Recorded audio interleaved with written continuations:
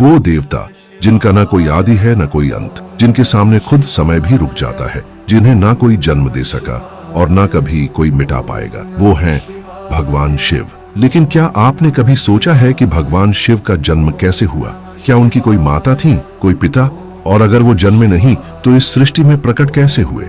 चलिए जानते हैं इस गहरी सच्चाई को। लेकिन उससे पहले चैनल पर नए हैं तो चैनल को सब्सक्राइब करके इस वीडियो को लाइक कर दें। शिव पुराण कहता है शिव स्वयंभू है, यानी उनका न कोई जनक है न कोई जननी। वो न पंच तत्व से बने हैं न सृष्टि के नियमों से बंधे हैं, इसीलिए मृत्यु का भी उन पर कोई अधिकार नहीं है। अब आइए देखते हैं दूसरी तरफ विष्णु पुराण में एक और रहस्यमयी कथा मिलती है। कहा गया है कि जब भगवान विष्णु तप में लीन थे, उनके मस्तक से जो दिव्य तेज निकला, उसी से भगवान शिव की उत्पत्ति हुई। उसी समय उनकी नाभि से निकले कमल से भगवान ब्रह्मा का जन्म हुआ। लेकिन शिव पुराण इसके विपरीत बात कहता है। एक समय जब शिव अपने घुटनों पर हाथ मल रहे थे तो उस मेल से विष्णु जी की उत्पत्ति हुई।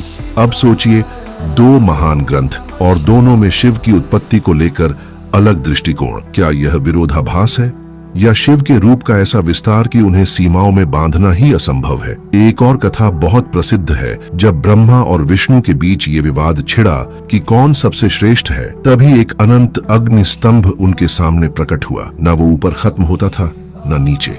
विष्णु जी ने वराह रूप लिया और नीचे की ओर बढ़े। ब्रह्मा जी ने हंस का रूप लिया और ऊपर की ओर उड़ चले। लेकिन बहुत प्रयासों के बाद भी कोई भी उस स्तंभ का आदि या अंत नहीं ढूंढ सका। तभी वो स्तंभ फटा और उसमें से प्रकट हुए महादेव अपने विराट दिव्य तेजस्वी रूप में। तभी ब्रह्मा और विष्णु दोनों ने स्वीकार किया कि महादेव ही सर्वोच्च हैं। अब आइए एक ऐसी कथा की ओर जो भावुक कर देती है। जब ब्रह्मा जी ने शिव से विनती की कि वो उनके पुत्र के रूप में जन्म लें, शिव ने कहा, तुम जब तप करोगे तब मैं आऊंगा। ब्रह्मा जी ने कठोर तप किया और तभी उनकी गोद में एक रोता हुआ दिव्य बालक प्रकट हुआ। वो बालक कोई और नहीं, स्वयं शिव थे।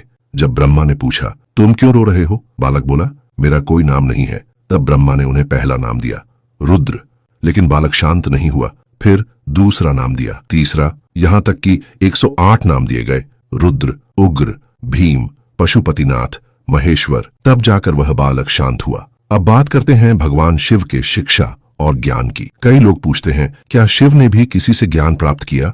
उत्तर है नहीं, क्योंकि शिव आदि गुरु हैं। उन्होंने ही इस सृष्टि में गुरु शिष्य परंपरा की शुरुआत की थी। उन्होंने अपना ज्ञान सिर्फ 60 शिष्यों को दिया था, जिन्हें हम आज सप्त अरशिक कहते हैं। और अंत में बात आती है श्रीमद् देवी भागवत की, जहां नारद ने ब्रह्मा से पूछा, आपके माता पिता कौन हैं? तब ब्रह्मा ने उत्तर दिया, हम तीनों, ब्रह्मा, विष्णु और महेश, माँ दुर्गा और सदा शिव के संयोग से प्रकट हुए हैं। यानी दुर्गा शक्ति है और शिव सत्य है। इन दोनों से ही सृष्टि का आरंभ हुआ। तो दोस्तों, भगवान शिव न केवल देवों के देव हैं, बल्कि वो समय से परे ज्ञान के स्रोत और विश्व के मूल स्वरूप हैं। उनका कोई आरंभ नहीं, कोई अंत नहीं।